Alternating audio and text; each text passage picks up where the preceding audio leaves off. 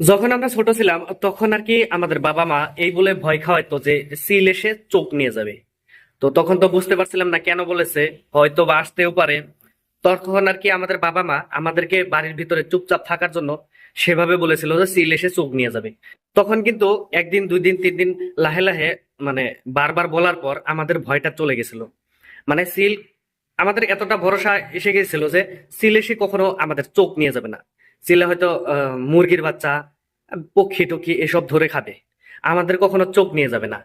কিন্তু এখন যখন লাহে লাহে বড় হয়েছি, এখন আর কি আরো একবার মনের ভিতরে ওই বিশ্বাসটা এসেছে যে সিল এসে চোখ নিয়ে যাইতে পারে।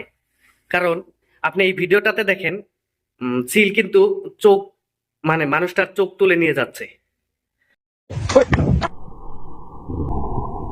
সত্যি দেখেন কি ভয়ানক এক দৃশ্য।